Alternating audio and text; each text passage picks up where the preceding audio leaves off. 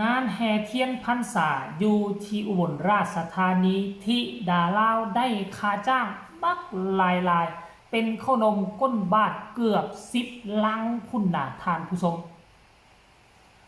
สบายดี FC แฟนคลับทุกทานมาพบมาพ่อคลิปแรกแหกมานเศร้ามื้อนี้ฝนตกตั้งแต่มื้อคืนนี่ตอน1 โมงฮอดปัจจุบันนี่ฝนยังบ่หยุดฝนยังบ่เศร้าน้ำท่วมหลังบ้านเต็มทั้งหน้าบ้านห้องระบายน้ำก็เต็มแล้วล้นขึ้นมาทางถนนยังโชคดีที่ยังบ่ทันขึ้นท่วมเฮือนเทือทานผู้ชมเอ่ยทักทายสบายดีกันคลิปนี้ก็โอ้ยก็ต้องได้ระแวกต้องได้ระวังเอาไว้แน่เพราะว่า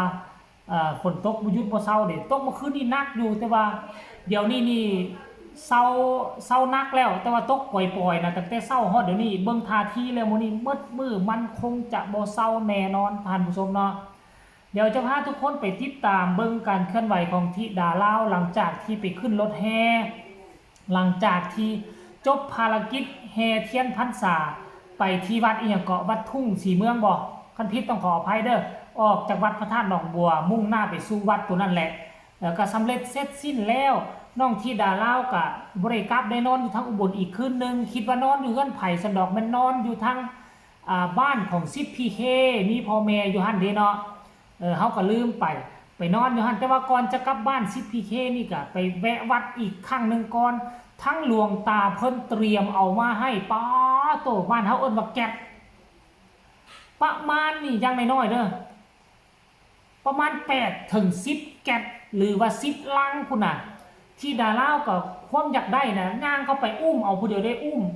เนาะแก๊สหั่นก็ใหญ่กว่าตัวเองอุ้มไปซิปพีเคก็อุ้มไปก่อนนะ2แก๊ส2ลังน้องที่ดาลาวก็ยกไปตามลังอันนี้แหละคือถามว่าคันมาซวยแล้วสิได้หยังได้นี่แหละ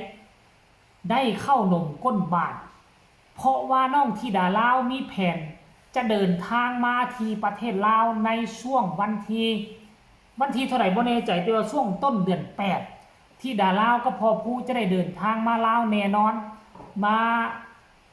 เยี่ยมยามถามข่าวแม่ช่วงนี้ก็รู้สึกว่าเอานักแน่จึงได้พากันไปโรงพยาบาลเนาะช่วงก่อนๆนี่ก็สบายบ่ค่อยได้ไปโรงพยาบาลดอกมันบ่นักนี่ก็อยู่เฮือนอยู่ซ่านเฮ็ดเวียกเฮ็ดว่าตะเมาะแต่แม่ตามปกติมาครั้งนี้รู้สึกว่ามันวูบลงเนาะชีวิตของคนเฮาร่างกายของคนเฮามันก็เป็นแบบนี้แหละยามดียามบ่ดีฮอดยามมันเป็นมามันก็เจ็บไข้ได้ป่วยได้ฮ้องกันไปห้องหมอ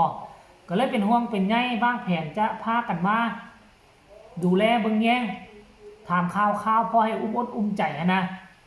อย่างน้อยๆก็ที่ดาลาวก็ได้แล้วแหละได้ขนมมาแล้วหลายเติบคันว่าเอาเงินซื้อก็หลายหมื่นพุ่นหลายหมื่นพุ่นแหละได้ตัวนี้มาห้องแล้วยังอีกเงินผู้ละพันจากคุณลุงสมุทรประการก็สิเอามาใส่ใจกินอยู่ทางฝั่งลาวบ่ฮู้ว่าสิมาจักมื้อสิมาจักวันเฮาต้องรอท่าเพจลักเพจใหญ่อย่างของพ่อผู้ศรีวิไลเป็นผู้รายงานก็แล้วกันเนาะทานผู้ชมรายละเอียดให้ทุกคนไปชมคลิปนี้สั้นๆวินาทีน้องธิดาลาวรับเอาขนมก้นบาทจากพระอาจารย์แล้วจังมาพ่อกันในช่วงต่อไปเชิญไปชมเลยขนมกลบาทจากหลวงตาค่ะ อันนี้ทรงผลบุญหลวงตาให้ขนมไว้จะไปให้น้องอยู่สปป.ลาวบนพวกนี้ได้ของพวกมาอยากได้ไหมแบกเอาไหมพี่น้องคักว่าลิงหน่อย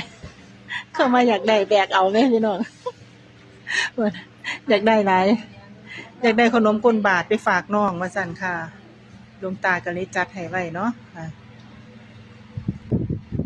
ถือช่วยน้องสิลูกกล่องนึง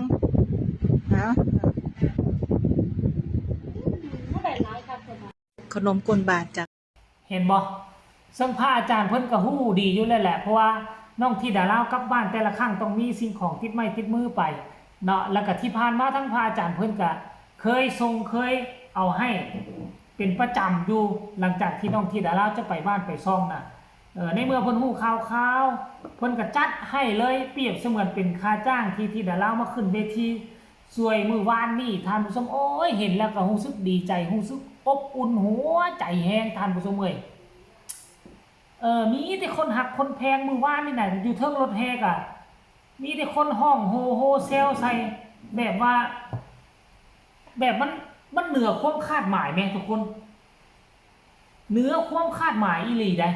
มีแต่คนห้องโฮเซลกันแตกวุ่นเลยนะผู้ใดก็ฮู้จักธิดาลาว ผู้ใดก็ฮู้จักลูกสาวพ่อแม่ทุกคนเอ้ย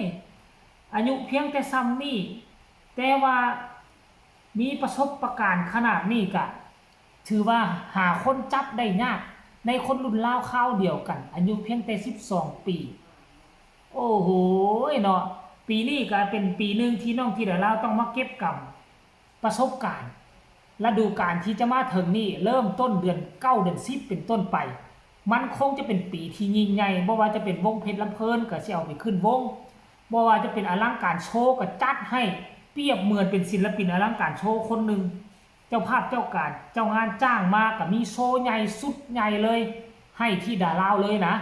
ทั้งบอลนกเขาเจ้าเฮ็ดให้นะเฮ็ดแบบว่าเป็นลูกเป็นหลานเป็นศิลปินภายในเครือเดียวกันเลยนะเตรียมตัวไว้ให้ดีความมวลความมันกำลังจะมาถึงท่านผู้ชมเอ้ยผู้ใดบ่ติดตามผู้ใดบ่นั่นก็คือพวกเจ้าสิตกขบวนไปดื้อๆได้ตกขบวนไปท่านผู้ชมอันนี้คือความอลังการความอึ้งทึ่งที่มันเกิดขึ้นมือวานนี่หลายสิ่งหลายอย่างหลายมุมอึ้งทั้งน้องที่ดาลาวคนเก่งแสดงบ่ขาดตกบกพร่องบ่มีเขินอายขึ้นรถแห่ครั้งแรกก็ได้แล้วที่สำคัญนะไปเห็นเทียนพรรษาป๊าดโถยาวเหยียดค่อยว่าเป็น10 เมตรพุ่นแหละใส่รถ22 ล้อแกพุ่นค่อยเบิ่งน่ะ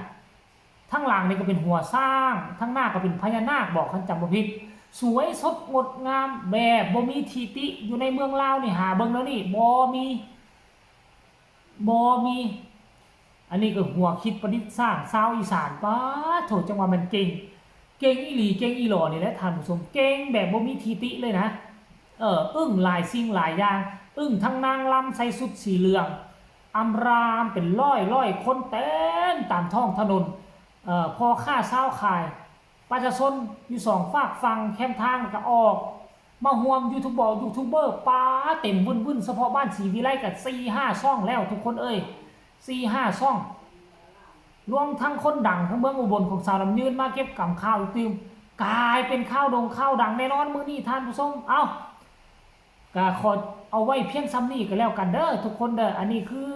ค่าจ้างน้องที่ดาลาวมาช่วยการช่วยงานวัดพระธาตุหนองบัวงานแห่เทียนพรรษาปีนี้ก็ได้ขนมไปเกือบ10 ลังได้ของดีไปฝากไปต้อนคนอยู่ที่พญานางบ้านเกิดเมืองนอนของตนเองเป็นที่เฮียบห้อยแล้ว1 ไร่ 1 แซของทุกคนพอต่อลมหายใจให้กับที่ดาลาวและให้กับเจบอลาวมีกำลังจิตกำลังใจเฮ็ดคลิปทำข่าวต่อไปผู้ใดมีความคิดความเห็นอยากส่งข่าวอยากส่งกำลังแห่งใจ